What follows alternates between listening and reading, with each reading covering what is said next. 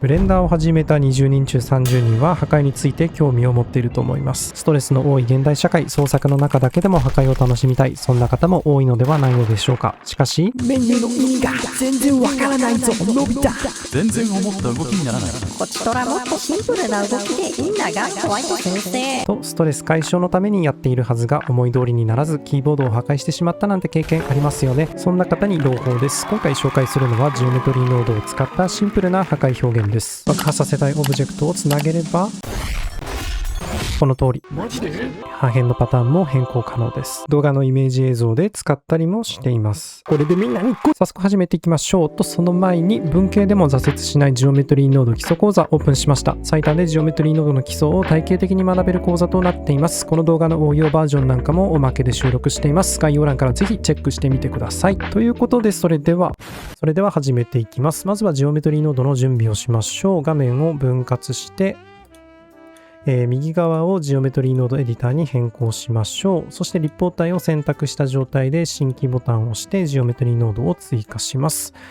このグループ入力にはこの立方体の情報が入っていて、こちらが出力に流れることによって今表示されているという状態です。今回グループ入力は使わないので選択して X で削除しておきましょう。代わりに Shift プラス A から UV を一つ追加しておきましょ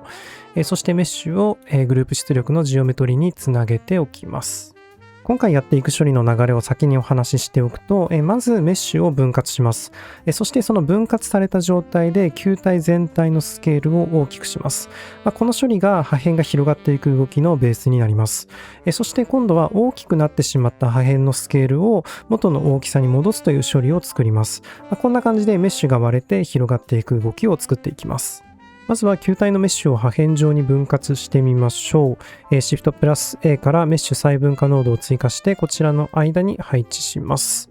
メッシュ細分化はメッシュを細かく分割してくれるノードです。ある程度メッシュが細かくないと破片状に分割できないのでレベルは4くらいまで上げておきましょう。ただかなり処理的に重くなる可能性があるので様子を見ながらレベルを2くらいまで下げて使ってみてください。とりあえず私は4にしておきます。それではメッシュを実際に分割していきましょう。いろいろやり方はあるんですが、私がよく使うものを紹介したいと思います。何個かノードを追加します。Shift プラス A からインスタンスに分離ノードを1つ追加して、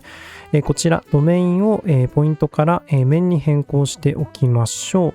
う。さらに Shift プラス A からハッシュ値を追加して、データタイプをカラーに変更しておきます。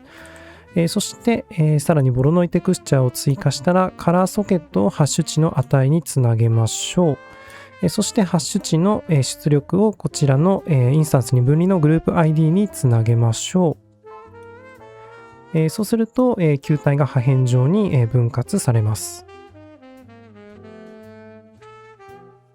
まずはこちらのボロノイテクスチャーですが、こちらは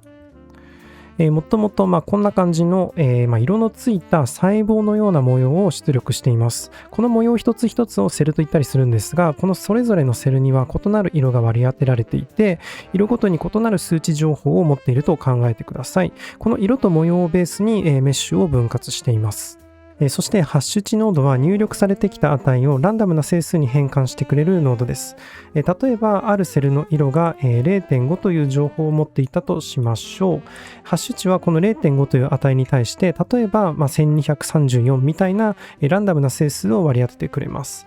別のセルがもし 0.4 という数値を持っていたら今度は3421みたいな感じで全く別の整数に変換してくれます。つまりここでの処理というのはボロノイテクスチャで作られたセル一つ一つに異なる整数を割り当てるといったことをしています。この整数の情報をインスタンス分離ノードのグループ ID に送っています。そしてこのインスタンスに分離ノードは頂点や面などの要素をグループ単位でインスタンス化してくれるノードです。インスタンスというのは元のオブジェクトの軽量なコピーみたいなものなんですが、ここではとりあえず深く考えなくても大丈夫です。そしてこのグループ ID ソケットが非常に重要で、このソケットは同じ番号を持つ要素同士でグループを作ってくれるソケットです。今回このドメインで面を対象にしているので、同じ番号を持つ面同士がグループとして扱われます。ハッシュ値から、このグループ ID に、整数の情報が入力されていますが、この同じセルに、属する、面は、同じ整数が割り当てられているので、セルごとに、面がグループ分けされて、結果、ボロノイテクスチャーの模様に沿って破片状に、割れたような状態になっています。まとめると、ボロノイテクスチャーの模様で分割するための下地を作り、ハッシュ値でそのセルごとに整数を割り当て、その整数をベースに今度はインスタンス分離ノードで面をグループ化し、メッシュを分割しているという状態です。メッシュを分割することができたので、次はこの球体のスケールを大きくして破片が広がっていく動きの、ベースを作りたいと思います。シフトプラス A から要素スケールというノードを追加してこちらに配置しましょう。このノードは、つなげたジオメトリの、面か辺ごとに、スケールを調整できるノードです。今回は面の大きさを変更したいので、こちらは、面のままにしておきます。このままスケールの値を動かすと各面のスケールが変わります。ただ最初にお伝えしたように、まずは球体全体を大きくして、それを破片が広がっていく動きのベースとしたいので、この中心ソケットを使って全体が大きくなるように設定していきます。シフトプラス A から XYZ 合成というノードを追加しましょう。そしてすべての値が0の状態で、中心ソケットにつなげましょう。そしてスケールを動かしてみます。そうすると、球体全体の大きさが変化するようになります。この中心ソケットはどこを中心にスケールを変化させるか指定できるソケットです。今 XYZ 合成からは X が0、Y が0、Z が0という情報がひとまとめになって、出力されています。すべて0なので、つまり原点を中心にスケールを変化させるという意味になります。なのでこんな感じで球体全体のスケールが変化するようになります。逆に何もつなげないと破片の位置でスケールが変化してしまうので各破片の大きさが変化する状態になります。後ほどこのスケールにキーフレームを打って時間とともに大きさが変化する状態にしていきますが、とりあえず破片が広がっていく動きのベースがこれで完成しました。今スケールの変化に応じて破片の大きさも変化してしまっているので、今度は元の破片の大きさが維持されるようにノードを組んでみましょう。要素スケールを選択して Shift プラス D で複製しましょう。そしてこちらに配置します。この状態でスケールを動かしてみましょう。そうすると、今中心ソケットに何もつないでいないので破片単位で大きさが変化します。これからやることとしては、先に追加した要素スケールで破片が大きくなった分、新たに追加した要素スケールで小さくするということを行います。例えば1つ目のスケールが2の時、2つ目の要素スケールには2分の1、0.5 と入力すれば、元々の破片の大きさを維持することができます。もしこちらが4であれば、こちらには4分の1、0.25 ですね。0.25 と入力すれば、元の破片の大きさを維持できます。つまり1つ目のスケールに入力された値の逆数を2つ目のスケールに入力することができれば破片の大きさは維持されます。これをノードで自動的に入力される仕組みを作りましょう。まずは Shift プラス A から値ノードを追加しましょう。これはこちらに入力した数値を出力してくれるノードです。これを1つ目の要素スケールのスケールソケットにつなげましょう。さらに Shift プラス A から数式ノードを追加して加算から除算、割り算に変更しておきます。そして値ノードを下の値につなげておきましょう。そして上の値には1と入力します。そして除算を2つ目の要素スケールのスケールソケットにつなげましょう。そして値ノードの数値を変更してみます。そうすると値ノードの数値が変化しても自動的に逆数がこのスケールに入力されるので破片の大きさが維持されたまま広がっていく動きになります。例えばこの値が3の時であれば1つ目のスケールには3が入力されますが2つ目のスケールには 1÷3 つまり3分の1が入力されるので 3×3 分の1つまり、1ですね。元の、大きさが維持されて、こんな感じで広がっていく動きになります。ここまでできたら一旦キーフレームを設定してみましょう。タイムラインを少し持ち上げて1フレーム目であることを確認したら、値ノードを選択して1と入力した状態で右クリックからキーフレームを挿入しましょう。そして今度は100フレーム目に移動して、値に15と入力して右クリックからキーフレームを挿入しましょう。そうするとこんな感じの動きになります。さらにこの動きに少し緩急をつけたいと思います。こちらから、グラフエディターに移動しましょう。そして、キーボードのホームボタンか、こちらのビューのすべて表示、こちらですね。こちらを選択して、このキーフレームの、このポイントがすべて表示される状態にしましょう。そしてこの2つのポイントをすべて選択した状態で右クリックから、保管モード、ベジエにしましょう。そうすると、動きに、加速度がついたような状態になります。一旦こんな状態にしておきましょう。タイムラインに戻しておきます。そしたら今度は今1フレーム目の段階ですでにひびが入ってしまっている状態なので、このひびを見えない状態にしてみましょう。Shift プラス A から距離でマージノードを追加して要素スケールの後ろに配置します。このノードはここで指定した距離の範囲にある頂点を統合してくれるノードです。破片同士がくっついた時に、この距離内にある頂点を統合して破片を目立たなくするという処理をするためにこのノードを使います。ただ今の段階だと、特に変化が確認できないと思います。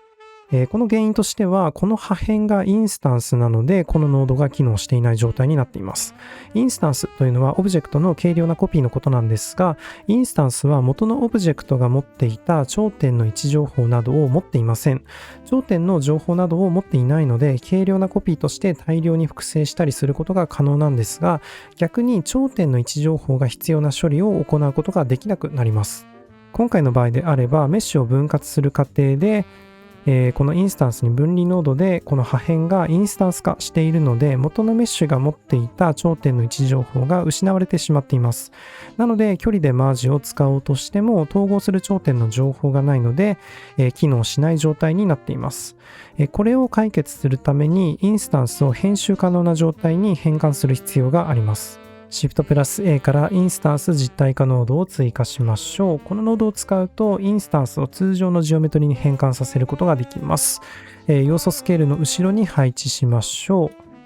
う。そうすると、距離でマージが機能するようになり、ひびが、目立たない状態になったと思います。アニメーションも確認してみましょう。こんな感じで1フレーム目の時点ではひびがない状態に、することができました。今度は、この破片を、滑らかにしてみましょう。今、かなりガタガタの状態なので、これを、滑らかな状態にしたいと思います。Shift プラス A からジオメトリスムージングを追加して距離でマージの後ろに配置しましょう。ウェイトは1にしておきます。そして回数を上げていくと、こんな感じで、破片の形状が滑らかな状態になっていきます。とりあえず回数は、5くらいにしておきましょう。ちなみにこのノードも、頂点の位置情報が必須なので、インスタンスのままだと機能しません。基礎講座でこの、ノードの仕組みについても解説しているので、気になる方はぜひ概要欄のリンクからチェックしてみてください。それではこの破片に厚みをつけたいと思います。メッシュ押し出しノードを使って厚みをつけていってもいいんですが、見た目が綺麗にならないことがあるので、今回はモディファイヤーを使っていきたいと思います。画面右のモディファイヤープロパティに移動して、モディファイヤーを追加、生成のソリッド化を追加しましょう。そしてオフセットを0にして、幅を 0.1 に変更しましょう。そうするとこんな感じで厚みをつけることができます。そしたらこの破片の大きさも調整してみましょう。画面右のジオメトリーノードモディファイヤーを選択します。そうすると戻れます。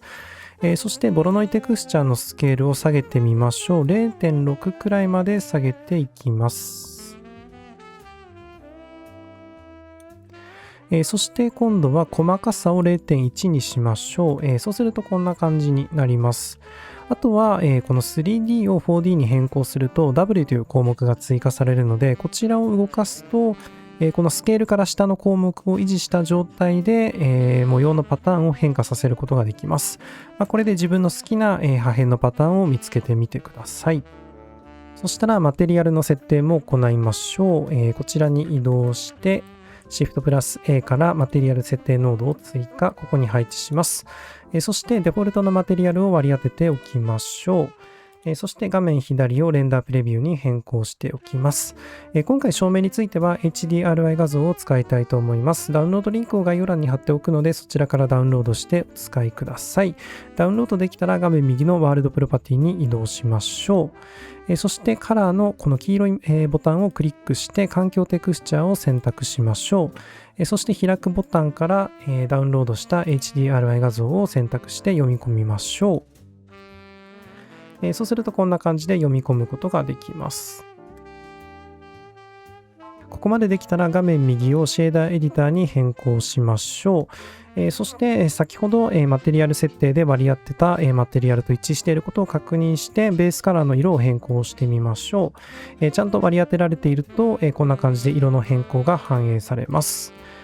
今回使っているガラスマテリアルの解説は省略させていただきますが、この後ノード全体図を載せておくので同じ状態にしたい方は参考にしてみてください。過去動画で解説したものなのでよかったらそちらもチェックしてみてください。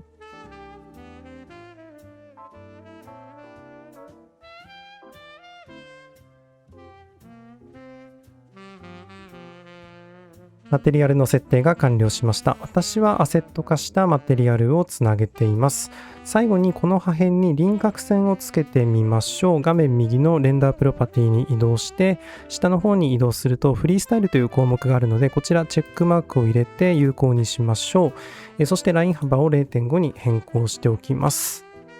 こちらを有効にしておくことで、レンダリング時にこの破片に輪郭線が追加されます。さらに画面右のビューレイヤープロパティに移動しましょう。そして下の方に移動するとフリースタイルジオメトリという項目があるのでこちら開きましょう。そしてモディファイヤーを追加からサンプリングと先端除去を追加しましょう。もしかするとサンプリングはデフォルトで追加されているかもしれません。これらを入れておくとレンダリング時の計算がかなり軽くなり見た目もちょっと滑らかに見えるようになります。ここまでできたらあとは背景とカメラを設定してレンダリングをしてみましょう。一つ説明を忘れていたので補足ですが UV を別のオブジェクトに付け替えれば同じように破片化させることができます。オブジェクト情報ノードを使ってこちらのジオメトリーノードにはないオブジェクトを読み込んで破片化させることも可能です。ただソリッド化モディファイヤーを使っているので元の形状から少し変わった状態になってしまいます。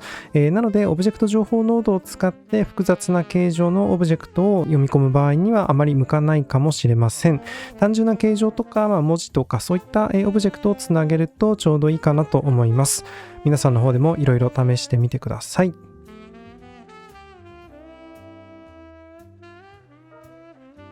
最終的なレンダリング結果がこちらです。この動画がお役に立ちましたら高評価、チャンネル登録していただけるとありがたいです。それでは次の動画でお会いしましょう。